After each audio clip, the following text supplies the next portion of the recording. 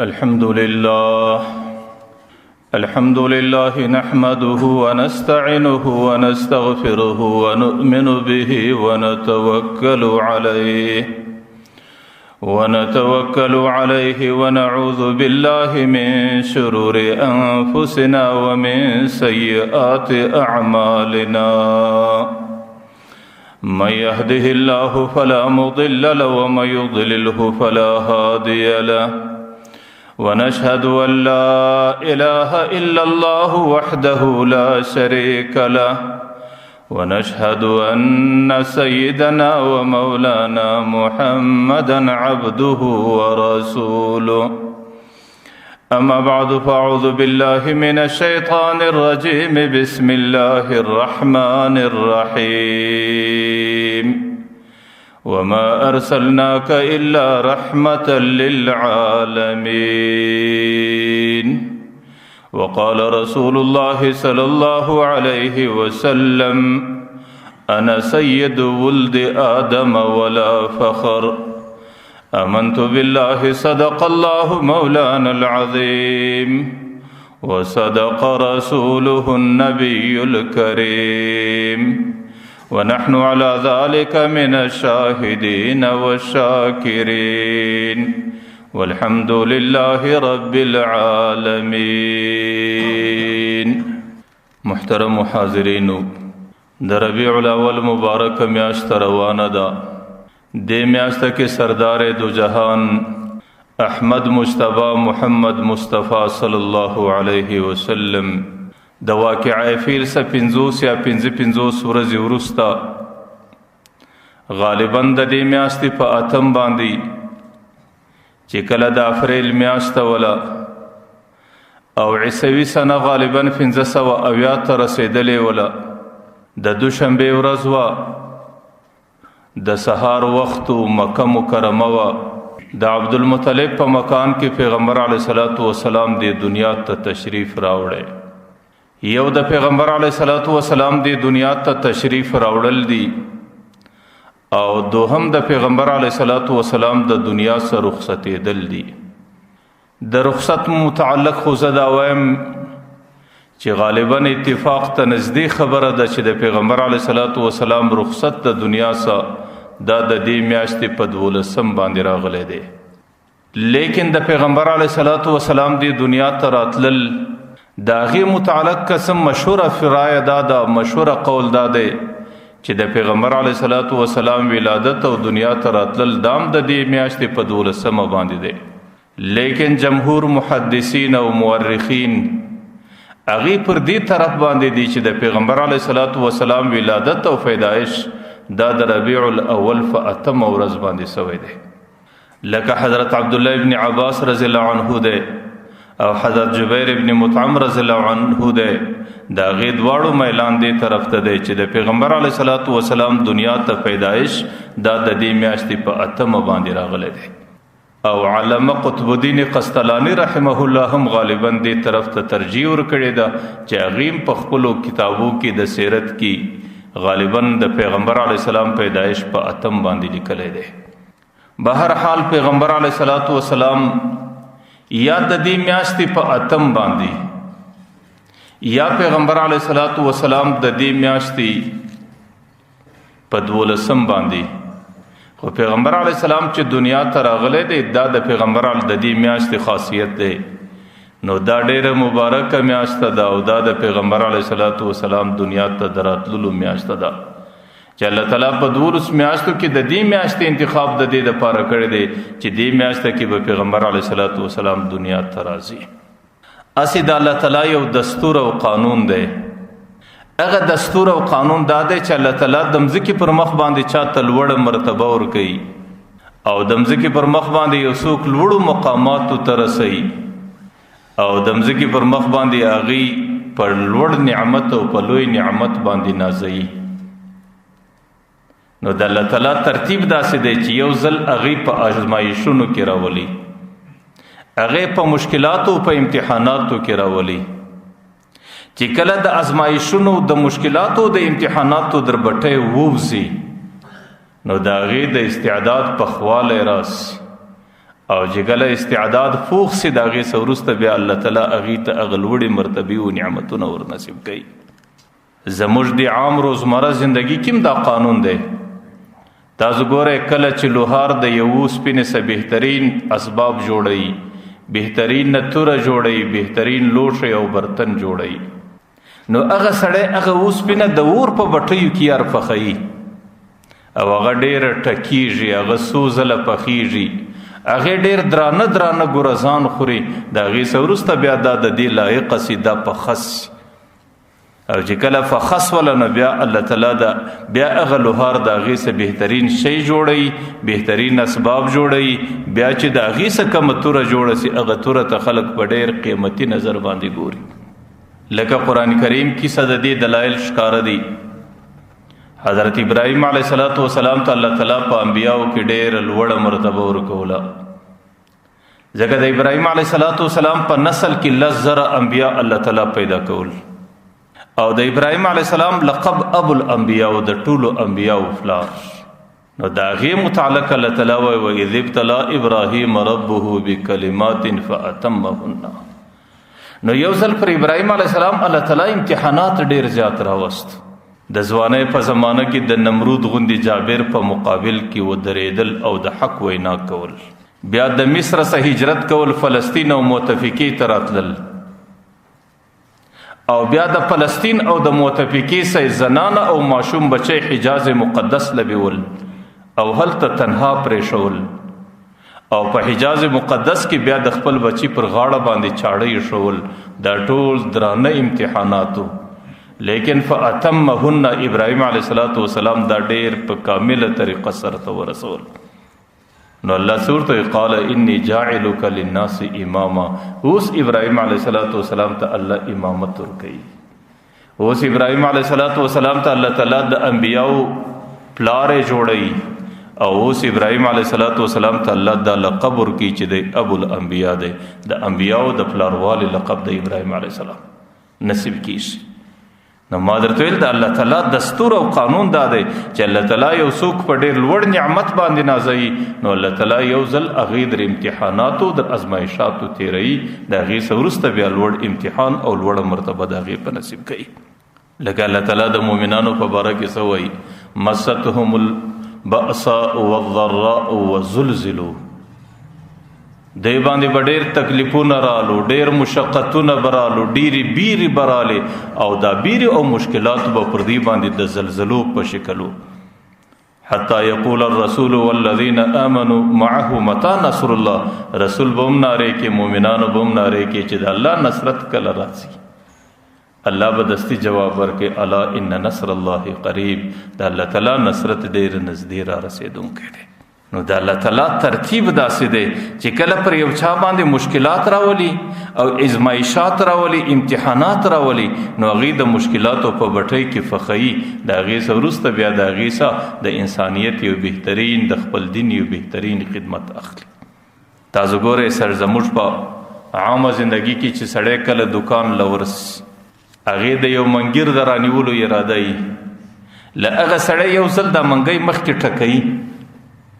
په هغه ټکېدو باندې د هغې پخوالی کچوالی ځان ته معلوموي، او چې کوم منګی پوخ دی هغې د خپل استعمال قابل بولي، او چې کوم منګي کې دی کچوالی ویني نو هغې بیا د استعمال قابل نه بولي، هغې پرېږدي. هغه خو څه کوي چې کله سړی هندوانه رانسي د 100 روپو د 50 روپو قیمت یې لا هم یار مخکې هغه ټکوي چې د هغې پخوالی او کچوالی سره ښکاره سي، او چې کله هغې پخوي نو هغې د استعمال او د خوراک قابله بولي. که چیرې په هغې کې پخوالی کم وي او هغې کچوي، هغې بیا پرېږدي، څوک یې د خپل ځان د نفع دپاره نه رااخلي. نو چې کله یو معمولي شی دی هغې د پخوالي او د امتحان اخیستلو بغیر د هغې پخوالی او کچوالی سړي ته نه معلومیږي، نو چې الله تعالی کوم چاته د نبوت غوندې رتبه ورکوي نو الله تعالی به د هغې پخوالی او کچوالی څنګه نه معلوموي. ځکه امتحانات او مشکلات الله تعالی ور باندې کښېږدي چې کله دی پر هغې باندې صبر وکړي او د ده استعداد پخوالي ته ورسېږي، بیا الله تعالی په هغه نعمت باندې نازوي. نو پیغمبر علیه السلام ته الله تعالی د نبوت اراده کړې وه، او د پیغمبر علیه الصلاۃ والسلام نبوت الله تعالی د دې میاشتې خاصیت ګرځولې چې دې میاشت کې د الله تعالی د پیغمبر علیه السلام وجود دنیا ته راښکاره کړي. د پیغمبر علیه الصلاۃ والسلام انتخاب الله تعالی د قریشو په قبیله کې کوي. په عربو کې د قریشو قبیله وه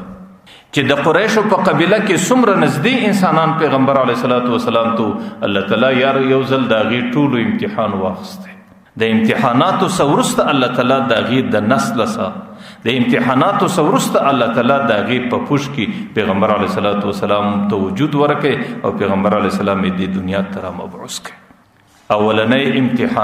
امتحان چې راتلی هغې د پیغمبر علیه الصلاۃ والسلام پر نیکه عبدالمطلب باندې ډېر غټ امتحان. عبدالمطلب دا د پیغمبر علیه الصلاۃ والسلام نیکه و، د پیغمبر علیه السلام د پلار. د عبدالمطلب په باره کې راځي چې هغې ته الله تعالی په ځوانۍ کې ډېر حسن او زینت ورکړی و او الله تعالی ډېر ښایسته رنګ او ښایسته قوت وله ورکړی و. د هغې پیدایش په مکه مکرمه کې سوی و او د پیدایش څه څو ورځې بعد د هغې پلار وفات سو. هغې د یو ماشوم په شکل باندې زندگی تیروله، لیکن د پیدایش په وخت کې د هغې په دې سر او په تندي کې یو څو ویښتان سپین و. د هغه سپینو ویښتانو په وجه باندې د هغې نوم شیبه کښېښول سو. شیب بوډاوالي ته ویل کېږي، سپینو ویښتانو ته ویل کېږي. نو د هغې اصلي نوم شیبه و او پلار چې وفات سو د مور په تربیت کې هغې زندگی تیروله. د هغې د مور نوم سلما راغلی دی. د هغې د مور تعلق د مدینې منورې سره و، ځکه د هغې قریبان په مدینه منوره کې. نو د د پلار د وفات څه وروسته مور دا کوشش وکړي چې زه خپله زندگی نور په خپل کلي او په خپله قبیله او په خپل وطن کې تیره کړم. نو مور د مکې مکرمې سره له مدینې منورې ته په خپلو قریبانو کې ژوند تیروي او د هغې سره یو ماشوم بچی د شیبه په شکل باندې ورسره دی. هغې هم د خپله مور سره زندگی تیروي. چې کله مدینه منوره کې د هغې څه زندگی تیره سوله، هغې د ځوانۍ عمر ته قریب سو. نو ما مخکې درته ویل هغې ته الله تعالی حسن او جمال او ښایست بې شماره ورکړی و او د ځوانۍ په عمر کې الله تعالی هغې ته قوت او ښایسته ځواني ول ورکړی. د بنو حارث قبیلې یو سړی دی د مکې مکرمې سره راغلی مدینې منورې ته. که ګوري په مدینه منوره کې د ځوانانو میله جوړه ده. په هغه ځوانانو میله پر څه باندې د هغې تیراندازي کوي، د غشو مقابلې سره کوي او ښکار شروع دی. هغه سړی دې میلې ته ودرېدی، که ورته ګوري دې میله کې یو نوجوان دی چې هغې ته الله تعالی ډېر حسن او ښایست ورکړی دی او هغه چې کم غشی وولي هغې الله تعالی داسې په کمال نازولی دی چې د هغې غشی سیده پر خپل نشان باندې لګېږي. او هغې چې کله غشی پر نشان باندې ولګېږي هغې د ځانه سره یو څه اشعار وایي چې زه خو قریشي یم او زه د قریشو د قبیلې یم، نو ځکه زما غشی به سیده پر نشان باندې لګېږي. هغه سړي چې کله هغه نوجوان ولیدی نو هغې ته د هغه نوجوان هغه انداز ډېر مزه او خوند وله ورکړی او پر هغه نوجوانو باندې ډېره مینه راله او دستې یې د هغې متعلق پوښتنه وکړه چې دا نوجوان څوک دی او دی څنګه په خپلو اشعارو کې د قریشو ذکر څنګه کوي. نو یو چا ورته ویل چې دا خو قریشي دی او دا د خپلې مور سلما سره راغلی د مدینې له او په مکه مکرمه کې د ده قریبان دي او پلار یې وفات سوی دی او د ده د اکا نوم مطلب دی. هغه سړي چې کله دا بیان واورېدی چې کله د مدینې منورې څه واپس مکې له رالی نو د شیبه اکا مطلب نومېدی، مکه مکرمه کې د مکې مشر په مشرانو کې ولو. نو هغې ته دستي رالی. بهرای ورته ویل چې سړی الله تعالی تا ته ډېره ښه زندګي او عزت درکړی دی او الله تعالی ته ډېر مهمان نوازه انسان پیدا کړی او ټول خلک ستا سره ډېر متاثره دي، لیکن ستا په نسل کې، ستا په خاندان کې، ستا په ورېرو کې یو نوجوان ما په مدینه منوره کې ولیدی چې هغې ته الله تعالی ډېر کمال ورکړی و، هغې ته الله ډېر جمال او حسن ورکړی و. که چیرې هغه ستا په لاس کې نه په پردیو قبیلو کې واوسېږي نو هغه سړی هغه خپل اصلي د قبیلې خاصیت نسي پیدا کولی، هغه خپل اصلي تربیت ته نسي رسېدلی. نو دا ستا ډېر لوی غفلت دی چې ستا خپل قریب دی او هغوی د بل په قبیلو کې در په دره ګرځي. نو هغه سړی خپل ځان راغه طلب کړ. مطلب چې کله د هغه بنو حارث د قبیلې د هغه سړي دا وینا واورېده، باره دستي د ځانه سره په رب د کعبې قسم واخیستی چې زما د په رب د کعبې قسمي چې در څو پورې ما هغه خپل وراره خپل لاس ته رسولی نه وي، در هغې وخته پورې به زه بل عمل ونه کړم. دستی وفد جوړ کې ډلې جوړ کړه او په خپل باندې ورسره سو د مکې مکرمه سے سفر وکي مدینه منورې ته راغله. او چې مدینه منورې ته راغله شیبه چې د پیغمبر علی السلام نیکو هغه چې الته اوسېده نو هغه ته ډېره خبره دا وکړه چې ته زما بچي زما د قبيله او زما د قوم د قبيله یو فرد او تدلته په پردي خلکو کې بس تربيت پیدا کې څه عزت به پیدا کې. نو هغه په دې باندې قائل کی ابتدا کې د هغه مور په دې باندې قائل نه کېدل چې زما بچي زما سره جلاس ځکه د هغه بس دغه یو بچي. آخر خپل قریبانو هغه زنانې ته ویل چې دا زنانې دا بچي د بلې قبيله دی کچیر په دې قبيله کې دی لویس او د الله تعالی ډېر ښه کمالات او حسن او جمال ور کړی دی نو دی هغه خپل د عزت مقام ته ځان نشي رسولی. ورته ویل چې دا پردی بچی دی پردی بچی نه خپلیږي بچی د ته پلاس ورکه دی قریب دی چې دی د ځان سره بوسي. نو مطلب هغه بچی د شیبه په نامه د ځوانۍ په زمانه کې مدینه منورې ته راوست او مدینه منوره کې مطلب پر وش باندې سپور دی چې مدینه ته راننوځي هغه بچی شیبه د شاور سره سپور دی. کوم خلکو چې په مکه کې دی لیدې برای پر ناره کې وهذا عبد المطلب دا مطلب غلام پیدا کړی دی عبد غلام ته وایي او دا هغه غلام رانیولې دی او څومره نیکبخت انسان دی چې الله تعالی داسې حسین او شایسته او طاقتمن غلام ور نصیب کړی دی. نو د هغه ورځې صبره د نوم په عبد المطلب باندې مسما سو هغه د شیبه نوم بالکل د عرف څخه ختم سو د خلکو د نظام او د دماغ څخه ختم سو. نو د دې ورځ صدې په عبد المطلب باندې مشهور سو چې کله مکه مکرمه کې هغه ژوندۍ تیرې نو هغه پر ځان باندې ډېر مشقتونه برداشت. یو مشقت خدا او چې هغه د ماشوم والي په زمانہ کې د فلار سه یتیم پاتې سو ځکه دا عمل مشقت دي. بیا هغه ټوله ژوندۍ ټوله په پردي خلکو کې تیر کله دام یو مشقت دي. بیا هغه په دې عمر کې د مور سره جلا کېدل چې یو چا ټوله ژوندۍ د مور په غیږ کې تیر کړي او د هغې سروسته بیا د مور جلا کېدل هغې ته ډېر لوی مشقت چې کله الله تعالی پر هغې باندې دا مشقتونه تیر کړو د مشقتو وروسته الله تعالی هغې ته د یو نعمت او د یو مرتبې اراده وکړه چې کله دی په مکه مکرمه کې اوسېږي نو یو ورځ په خوب مکه مکرمه کې حالات هغې ډېر د کښتي و د اوبو د کمیدو ده خلق په ډېره سختی کې زندگی تیروله. نو عبد المطلب یو ورځ په شپه کې خوب ویني په خوب کې الله تعالی دته د زمزم د څاڅ ځای ور وښوی او د زمزم څا غالبا د اسماعیل علیه السلام د پښو څخه وتلی او دې وخت کې د اسماعیل علیه السلام غالبا 2.5 کاله سوي او بیا په ډېرو مختلفو عصرو کې د زمزم څا بند سوی د هغې پر سر باندې لوی کاڼی او ډبره ایښول سوی د هغې پر سر باندې خار اچول سوی هېڅ چاته نور معلومېدی. نو الله تعالی عبد المطلب ته په خوب کې د زمزم څاور ښکاره کړ. عبد المطلب خپل محنت روان کړ چې کله محنت روان سو هغې مځکه کودایي کوي کیندنه کوي د ډېرو ورځو د محنت څخه وروسته الله تعالی هغه ځای ته ورساوی چې کوم کاڼی د زمزم پر خوله باندې پروت هغه کاڼي ته ورسېدی. بیا په خپله کودایي باندې هغه کاڼی مات کړي او د زمزم څای راښکاره کړي چې د هغې په وجه باندې بیا د ټولې مکې خلک سیراب سو او د دغه ورځې سره د مکې ټولو خلکو په اتفاق سره د ټولې مکې متولي عبد المطلب وټاکه. د مکې متولي کېدل دا چونکې لوی منصب او لوی مرتبه ولا او الله تعالی یو ځل پر د باندې امتحانات او ازمایښات راوستل د هغې څه وروسته بیا الله تعالی دته دا منصب ور په نصیب کړي چې په ټولو عربو په ټولو قریشو کې د مکې اول متولي دی جوړ سو. ما درته ویل د الله تعالی دستور او نظام داسې چې کم چاته الله تعالی په مستقبل کې د خیر اراده ولري پر هغې باندې یو ځل امتحانات او ازمایښات خامخا راځي. نن خو زموږ په معاشره کې یو غلط فکر دی چې کله پر چا باندې لږ مشکلات راسي بیماری راس پر چا باندې لږ مشکلات راسي پریشانی راس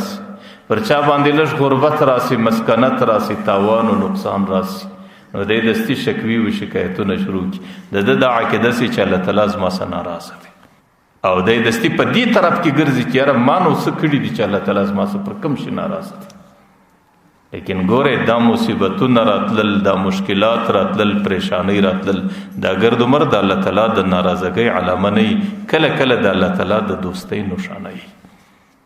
چې الله تعالی په مستقبل کې انسان ته لوړه درجه ورکړي، نو ځکه د هغې زندگی په مسکنت کې، په بیماری کې، په مشکلاتو، په امتحاناتو کې تیروي. د الله تعالی د دوستی راز او د الله تعالی د ناراضګۍ بنیاد صرف د شریعت زندگی ده. که یو سړی پر شریعت باندې زندگی تیروي، بیا که هر قسمه زندگی د زموږ د عقیده ده چې الله تعالی د دې سړي سره راضي دی، که دا سړی مالدار دی که مسکین دی، که د دې سړي زندگی خوشحاله ده که پریشانه ده. او چې کم سړی د شریعت زندگی نه تیروي، بیا خو الله تعالی د دې سړي سره ناراضه دی. زما په الله قسم که هغې ارپتی دی که کرپتی دی، که هغې د دنیا د سر ټولو نعمتونه د په وس و قدرت کې دي، لا زموږ عقیده دا ده چې الله تعالی د دې سړي سره ناراض دی. نو ځکه د الله تعالی رضا او ناراضګي دا پر وجود د پیسو د عدم پیسو نه ده چې چاته الله پیسې ورکړي الله ځینې راضي دی، او چاته الله اسانی ورکړي الله ځینې راضي دی، او چاته الله مشکلات ورکړي د هغې سره الله ناراضه دی. نه، مشکلات ډېر ځله د الله تعالی د دوستۍ نښانې. زموږ دا عقیده ده چې دنیا کې دا یوه پاڼه د درختې د الله تعالی د قدرت او د ارادې بغیر ښورېدی نه شي. بیا دا دومره مصیبت، بیا دا دومره مشکلات، بیا دا دومره پریشانی د الله د ارادې بغیر څنګه پر انسان راځي. حدیث شریف دی ویقول الراحة ویقول المصیبة کل یوم این اتوجه یا ربی. مصیبت او غم او پریشانی هر سار د الله تعالی څخه غوښتنه کوي، یا الله زه د چا کور له ورسم، څوک پریشانه کم، څوک غمجن کم، د چا په کور کې ژړا جوړه کم. الله تعالی ورته وایي الی احبائي و اولی طاعتي، چې زما محبوب انسانان دي، زما عبادت گزار انسانان دي، ورسه هغې اخته کړه، پر هغې باندې ورسه، هغې پریشانه که، هغې په غم کې که، هغې په تکلیف او په مشقت کې واچوه. ولی که ابلو بک اخبارهم، الله تعالی وایي چې زه د دې د خبرو امتحان واخلم، د دې څه سره وایي. واختبروا بک صبرهم، زه د دې د صبر امتحان واخلم چې دې کې برداشت او صبر څومره دی. وامحا بک ذنوبهم، زما بندگان دي په دنیا کې به ګناه ځینې سوي، زه د ګناه د دې مصیبت په ذریعه د دې ګناه ختم کم. او اضاعف بک درجاتهم، ای مصیبت استا په خاطر زه دې ته په آخرت کې ډېرې لوړې درجې ورکوم، یا په دنیا کې زما و دې خلکو ته د خیر اراده ده.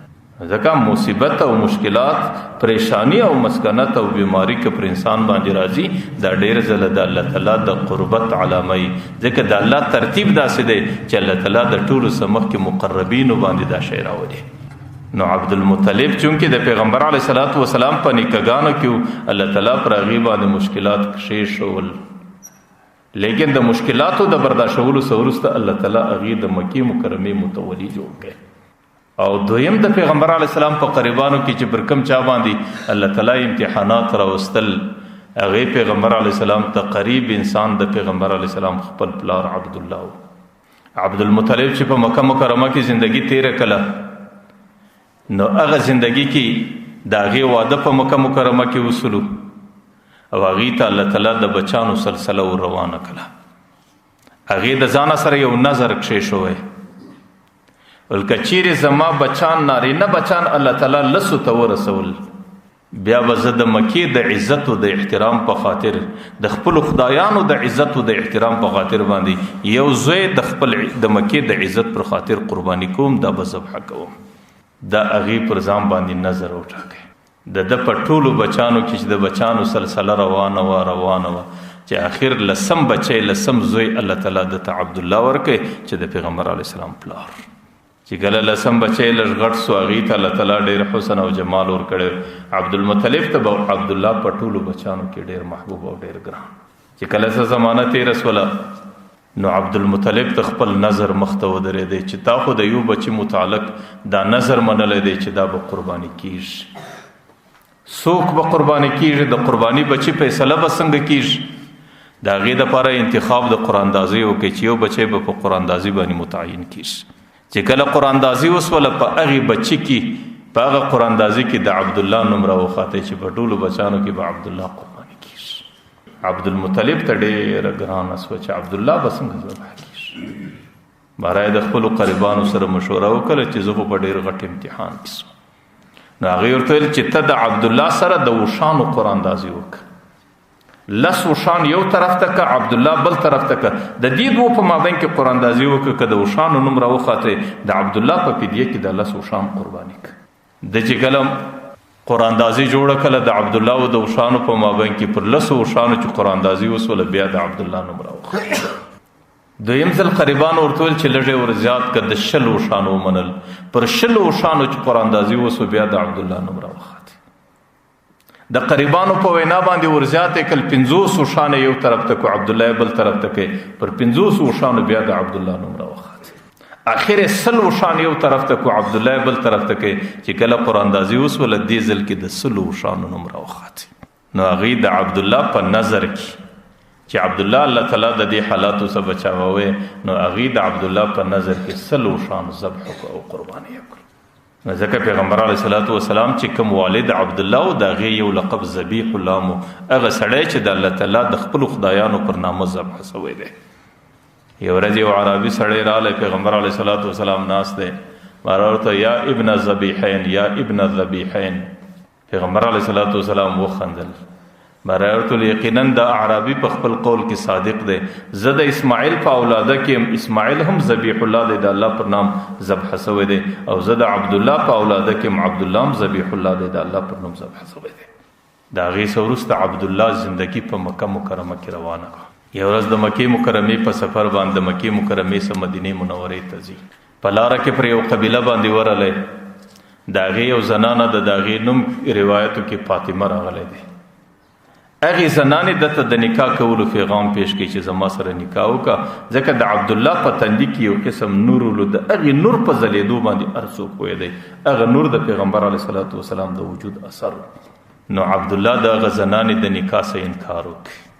آخر هغه زنانې دویم پیشکش دا ورته وکړي چې نکاح خو نه را سره کوي، دغسې زما سره نزدېکت.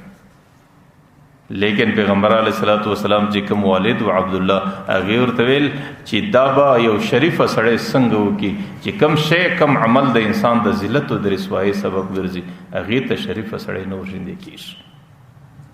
د هغې څه وروسته بیا د هغه ځای څخه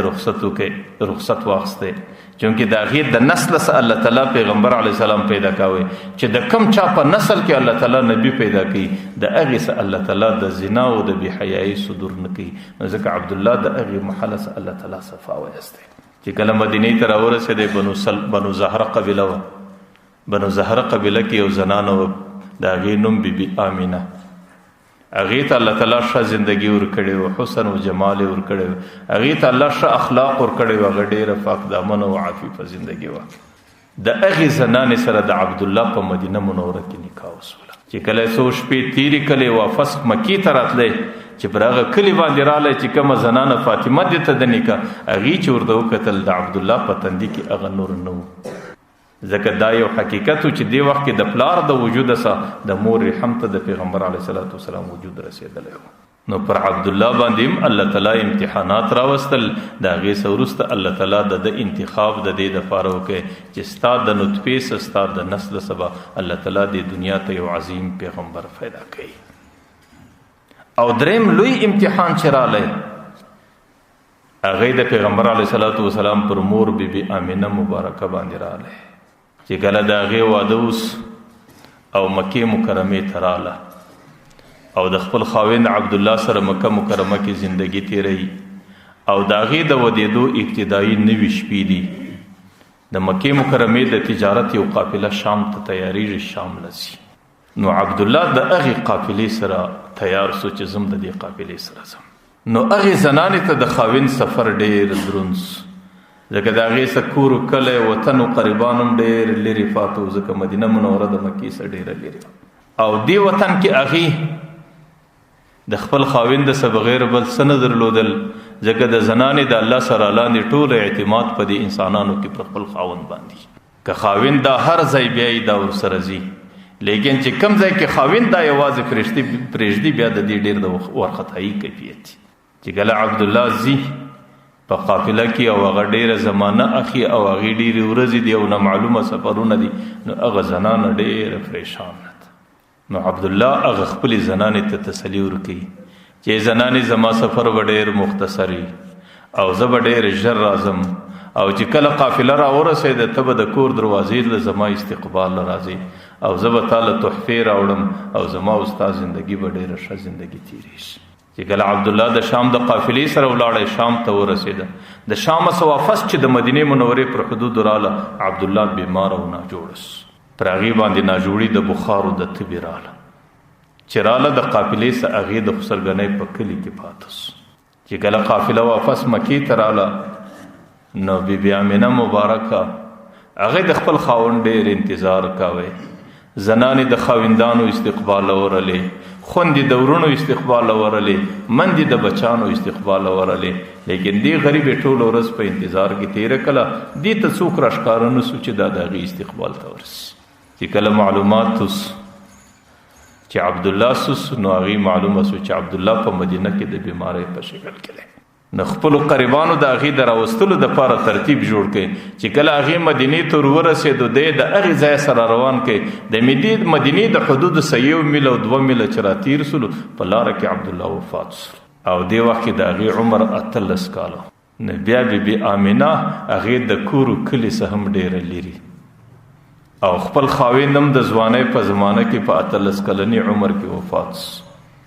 نو بیا پر هغې زنانه باندې دا زندګي دلته تېرول ډېره سخته وه. دا د هغې امتحانات،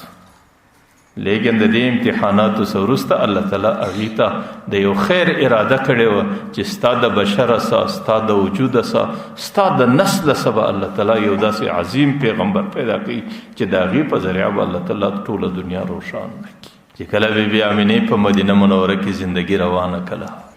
دا مبارک خپل حال کې چې ما ته ابتدا کې دا معلومات نه و چې زما په نس کې بچی سته. ځکه بچی عام طور چې په نس د مور کې راسي نو مور ته تکلیف وي، لیکن دا داسې مبارک مولود دی، دا داسې مبارک موجود دی، دا داسې مبارک بچی دی چې د هغې د حمل تکلیف د هغې په نس کې ګرځولو تکلیف مور ته یوه ذره نه و. نو حضرت آمینه مبارکه وایي ما ته خو د ده معلومات نه و چې زما په نس کې حمل او بچی سته، لیکن ما چې به کومو حالاتو ته کتل هغه حالات ما ته ډېر عدل بدل راښکاره کېدل. چې پر کومه مځکه به زه روان وم هوا به راتله، هغه هوا به دا درختې کږولې او دا درختې به زما په پښو کې داسې لوېدلې لکه یو څوک چې چاته سجده کړي. او دا حالات زما مخکې نه و، دا د دې څه وروسته زما سره شروع سو او زه به دې کیفیت ته ډېره حیران وم چې زما سره څه کېږي. وایي چې کله به زه د زمزم څاه له رالم نو بیا به د زمزم د څاه اوبه کښته وې، لیکن چې زه به ښکاره سوم هغه اوبو به جوش وخوړی د دې څاه پر ژۍ باندې به راواوښتې زما پښو ته به ځان راورسوی او ما به خپل لوښي ځینې ډکول. بیا به زه ځین تلم چې کله به زه روانه سوم هغه د زمزم اوبه به برته کښته تللې. آخر چې زما سره دا معامله لږ دایمي سوه، همیشه سوله او خلک زما په دې حالت باندې نورې زنانې خبرې سوې. بیا چې به زه زمزم له ورلم نو هغه زنانو به زه په زور باندې هلته درولې وم چې تر څو به دوی خپل لوښي ډکول زه به یې نه پرېښولم، ځکه چې زه به روانه سوم اوبه به برته کښته کېدلې. او چې کله به د ګرمۍ زمانه به زه به د اوبو د راوړلو دپاره د زمزم څاه له تلم نو په اسمان کې به دستي تغیرات راتلو او یو ورځ به راتله هغې به زما پر سر باندې سایه کوله چې در څو به زه در څاه پورې رسېدم او چې د څاه څه به واپس در کوره پورې راتلم هغه ورځ به زما سره راتلله. او دې دوران کې ما ته په خوب کې یو غیبي ندا وسوله چې زنانې ته په دنیا کې د یو داسې عظیم هستۍ مور جوړېدونکې چې د هغې په نورانیت به د شرق صدر غربه پورې د جنوب صدر شماله پورې دا ټول مځکه روښانه کېږي. حضرت آمینه مبارکه وایي چې کله د ولادت د پیغمبر د پیدایش شپې را نږدې سوې نو دې وخت کې په اسمان کې یو سور ستوری ښکاره سو او دا یهودو ته په تورات کې دا نښاني وله چې کله آخرنی نبي دې دنیا ته راځي نو د هغې د ولادت څه څو ورځې مخکې به پر اسمان باندې سور ستوری ښکاره کېږي. چې کله هغه ستوری ښکاره سو نو د یهودو په کورو کې غلغله سوله، د هغې په کورو کې چغې سوې، د هغې په کورو کې بېقراري سوله لکه د یو چا پر کلي چې زلزله راغلي. د هغې په نرو ښځې په هغې په کوچنیو پلوی کې مکمله بې ارامي روانه سوه. هغې ټوله وطن په مخه ځله واخیستی. په هر کورو کلي کې پوښتنه کوي چې د کم چا په کور کې داسې زنانه سته چې د هغې د بچي د پیدا کېدو شپې رانږدې چې کله څوک په نظر نه ورلی آخر یو یهودو کې یو سړی رالی مکې مکرمې ته او مکه مکرمه کې د قریشو په خاندان کې پوښتنه وکړه نو خلکو قریشو د حضرت آمینې د دې کیفیت خبر ورکړي چې د دې بچي د دې زنانې د بچي د پیدا کېدو شپې نږدې دي. حضرت آمینه وایي هغه یهودي چې زه ولیدم زما حالات یې وپوښتل نو هغې په ډېرو چغو باندې نارې کې ول یا بني اسرائیل قد رحتم عنکم النبوه، ای د اسحاق اولادې، ځکه بني اسرائیل د اسحاق علیه السلام اولاده وه، ستاسو څه نبوت ووته او نبوت د نن سبا د اسماعیل علیه السلام د اولادې په نصیب سو.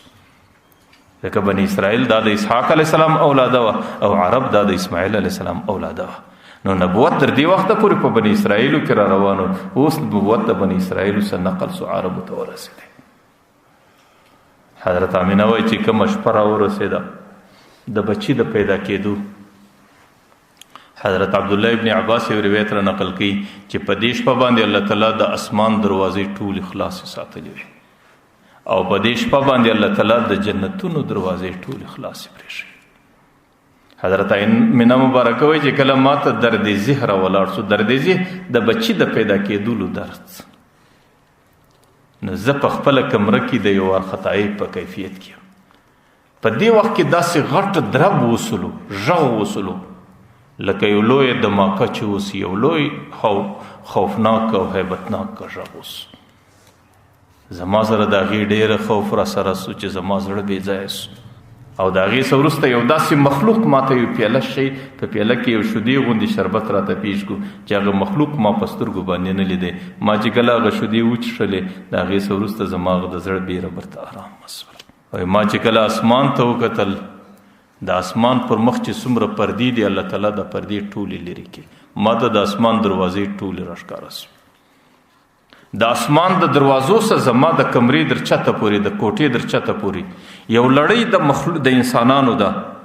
په انساني شکل باندې یو څه مخلوقات دي چې هغه د زنځیر د کړیو په شکل چې د اسمانه څه ونیسي زما در کوټې پورې دا ټوله یو پر بل سربیره او د ټولو په لاسو کې سپینې کوزې ورسره دي چې هغه د سپینو زرو دي او د دې په څنګ کې الله تعالی پردې او حجابات لري کړل. ما یو ډله د مرغانو ولیدله چې د هغې مشوکې د زرغونو زمرودو، د هغې وزر د سرو یاقوتو ولو، هغې زما پر دې کور باندې داسې وزر راغوړولی دي او د هغې څه وروسته ما 3 بیرغه ولیدل. یو بیرغ زما د کوره څخه پورته سو پر بیت الله ودرېدی او 2م بیرغ مشرق ته ورسېدی، 3م بیرغ مغرب ته ورسېدی. حضرت آمینه دغه حالات هغې د دې شپې بیانوي چې دې شپه کې دا پیښ اوس. محدثینو د دې توجیه کړې ده چې دا حالات د څه شي ورته کوم چې غږ و درب دی واورېدی، دا الله تعالی د اسمان دروازې د ملایکو د راشوه کېدو دپاره خلاصې کړي. د هغې دروازو غږ سلو، د هغې درب سلو چې ټولې دروازې ملایکې مځکې ته راشوه کېږي او کومه لړۍ چې د انسانانو را روانه ده د مځکې پورې، هغه لړۍ هغه ملایکې دي چې د هغې په لاس کې جنتي کوزې ورسره دي، د هغې د سلسبیل او د تسنیم چې دا د جنت چشمې دي، د هغې د اوبو ډکې دي چې پیغمبر علیه صلات وسلام ته راځي او په دې اوبو به پیغمبر علیه السلام ته غسل ورکوي. او چې کوم مرغان دي د هغې مشوکې د زمرودو دي، د هغې فر د یاقوتو دي، هغې هغه ملایکې دي چې الله تعالی د دې کور د حفاظت لپاره راستولی دي چې پر دې باندې د جناتو اثر رانسي، پر دې ځای د شیطانانو اثر رانسي، پر دې ځای د ساحرانو اثر رانسي، پر دې ځای د کاهنانو اثر رانسي، الله تعالی د دې د حفاظت لپاره. او چې کم بیرغونه دي هغې د دې نبي او دین دی چې د هغې ولاړېدل د دې کور څه اوس د هغې اول اعلان هغه پر بیت الله باندې اوس، ځکه اول بیرغ پر بیت الله ولګېدی او د بیت الله څخه د هغې سرایت روان سو، د هغې اثرات د هغې تګ روان سو چې هغې شرق ته هم ورسېدی او غرب ته هم ورسېدی او د شرق و در غربه پورې دا ټوله مځکه په دې دین باندې روښانه سوه. نو دا هغه حالاتو چې حضرت آمینه مبارکه وایي چې د پیغمبر علیه صلات وسلام د ولادت په حالت کې ما ولیدل، لکه څنګه چې هغې مبارکې په کم حالت کې لیدلی دي د پیغمبر علیه صلات وسلام دین الله تعالی د هغې نورانیت په شکل پر دې ټولو مځکه باندې د شرق څخه تر غربه پورې سره خور کړي. د حضرت عثمان ابن ابي العاص مور هغه وایي زه په دې شپه باندې د دایي په شکل ورته ناست یم چې کله د زنانې بچی پیدا کېږي نو یو څوک د دایي په شکل ورته ناست دي. هغه وایي چې کله زه په دې خونه کې ناست یم فما من شيء انظر الیه الا نور، چې کم طرف ته سترګې وغړم نور نور دی، دا کوټه ټوله د نور سره ډکه. حالانکه پیغمبر علیه السلام چې په کومه کوټه کې د شپې پیدا کیږي، په هغه شپه کې په هغه خونه کې دومره تیل نشته چې چراغ ور باندې بل شي. لیکن د عثمان ابن ابي العاص مور وای چې هر طرف ته ګورم بس نور دی نور دی نور دی، او چې څومره نورانیت دی. وانی انظر الى النجوم، زما د سترګو کې ستوري راځي، تدنو علی، دا ستوري پر ما وار په وار نږدې کیږي. وانه ليقعن على بیتی، دا ستوري دا کوشش کوي چې پر دې کوټه باندې راغوټه سي رایلسي. علماء لیکلي دي چې هغه نور د څه دی؟ هغه نور د هغه ملایکو نو مخانو نور دی چې د پیغمبر د پیدایش په وخت کې دا کوټه ټوله د نورانی ملایکو ډکه ده. او هغه ستوري څوک دي چې هغې پر دې کوټه باندې هغه آسماني ملایکې دي چې الله تعالی د دې کوټې د حفاظت لپاره ټاکلي دي، هغې پر دې کوټه باندې طواف کوي، راګرځي، او د دې غریبې دا کوشش دا خیال دی چې دا ستوري پر ما رایله کېږي. غالبا خصائص الکبرا کې یو روایت دی، حضرت آمینه مبارکه په خپله وایي لما فصل مني، چې کله دی زما د بدنه څه جلاس، نو معه ضیاء و نور، د سره الله تعالی یو رڼا او روشنایی پیدا کړه د پیغمبر علیه السلام سره. او چې کله هغه رڼا او روشنایی ور سره پیدا سوله، رأیت ما بین المشرق والمغرب، د هغې په رڼا کې ما د شرق او د غرب مابین ټوله ولیدی. ورأیت قصور شام و بصرا، په هغه رڼا کې الله تعالی ما ته د شام او د بصرا قصور او بنګلې راښکاره کړي. علما هغې کې لیکلي دي چې نور هغې الله تعالی قرآن کې وایي لقد جاءکم من الله کتاب و نور مبین، ستاسو پر طرف باندې آسماني کتاب رالی او الله تعالی یو نور راواستوي چې هغه بعینه دغه دین دی، چې د هغې په رڼا کې الله تعالی شرق او غرب په حضرت امینه مبارکه باندې ولیدل، چې د هغې په رڼا کې الله تعالی د شام او د بصرا قصور ټوله په دې باندې ولیدل، چې د دې دین غلبه به پر دې قصورو باندې راځي، په دې دین باندې به شرق منور کېږي، په دې دین باندې به غرب منور کېږي، غرب منور. او غالبا یو بل روایت کې شواهد النبوت والا راخسته دی، هغه وایي حضرت آمینه وایي لما فصل مني، چې کله دی زما د بدنه څه جلاس، فاذا نظرت الیه، ما سر ورپورته کوي د خپل بچي ته ګورم، چې ما ورته وکتل فاذا هو ساجد، دی په دې حال کې پر سجده پروت، ورفع اصبعه الى السماء، دا ګوته د اسمان ته داسې نیولې ده، ويقول بلسان فصيح، په ډېره صفا وینا باندې دا وایي لا اله الا الله، او د دې کلمې ورد کوي. حضرت آمینه وایي چې دی زما د بدنه جلاسو، چې ما ورته وکتل نو دی په حالت د سجدې کې پروت دی، او دا ګوته اسمان ته نیولې ده، او په ډېر صفا الفاظو باندې د دې کلمې ورد کوي او د دې کلمې وینا کوي چې لا اله الا الله. ګوره بهترین ذکر د انسانیت لپاره دغه دی، لا اله الا الله. ځکه پیغمبر علیه الصلاۃ والسلام وایي، حدیث شریف دی، افضل الذکر لا اله الا الله. پیغمبر علیه السلام وایي په ټولو ذکرو کې افضل ذکر د لا اله الا الله دی. د هغې وجه دا ده چې پیغمبر علیه الصلاۃ والسلام دنیا ته رالی، د هغې اول ذکر هم لا اله الا الله دی، او چې په کومه ورځ باندې د دنیا څخه رخصتېږي اخرنۍ کلمه چې وایي اللهم بالرفیق الاعلى لا اله الا الله، اللهم بالرفیق الاعلى، هلته هم د لا اله الا الله کلمه وایي، او د الله تعالی د ذات د رفاقت ښکاروالی کوي چې زه هغه طرف ته ځم. نو ځکه اولنی ذکر په دې دین کې، اخرنی ذکر په دې دین کې هغه د لا اله الا الله ذکر دی، او دا بهترین ذکر ځکه چې پیغمبر علیه الصلاۃ والسلام په حالت د ولادت کې ابتدا د دې ذکر څخه کړې ده. یو حدیث شریف کې راځي چې یو بنده به ګناهګار وي او د الله تعالی حضور ته به د قیامت میدان کې رافیش، او الله تعالی به پر خپل عرش باندې په خپل قاضي، او د هغې مخ ته طول ترازو دی، او ملایکې تلنه کوي، او د عرش پښه حضرت جبرائیل علیه السلام نیولې ده، هغه ورته ولاړ دی. یو سړی به رافیش کې د هغې سره به ننې وي، له 99 سجلا، د هغې سره به ننې وي دفتره ورسره وي، او ننې وي دفتره به مکمل د ګناه سره ډکي،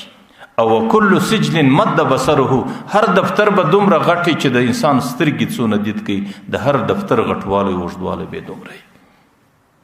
نو الله تعالی به پوښتنه ځینې وکړي چې څه دې راوړي دي، دی به وایي دا دفترونه چې الله تعالی ورته دا دفترونه د سدي دی په دې اقرار وکړي دا ټول ملائکه ورته ټول د ګناهونو ډک نو الله تعالی ورته چې دلته خو عدالت ده او دلته چې د چا د نیکو اعمالو تل درنسي هغه به جنت لذي چې د چا د نیکو اعمالو تل سپکسي هغه به جهنم لذي دلته عدالت ده نو ملائکه ته وایي چې نور سور سره ستک نه سور سره اخر به یو ملائکه د سکشنی د کاغذ غوندي پرچې راو بس ای الله په عمل نامه کې بس دغه یو پرچست نیک اعمالو کې داس الله تعالی ورته بس دلته خو قانون دی دلته انصاف دی دلته طول ترازو ده د نیکو اعمالو کې د پرچک شیش دی او د ننوي دفتر په دې بل بدو اعمالو په تل کې شیش دی چې کله شیش ولسی هغه سړی به حیران اخر به یا الله د دې د تللو ضرورت نشته وای ما هذه البطاقه مع هذه السجلات د دې بطاقه به د ننوي دفتر سره څه تللی د دې به څه زره وزن هغه سړی به جهنم خپل سترګو ته مخ ته ویني او هغه سړی به ډېر ورختای لیکن چې کله ملائکه ترازو پورته کی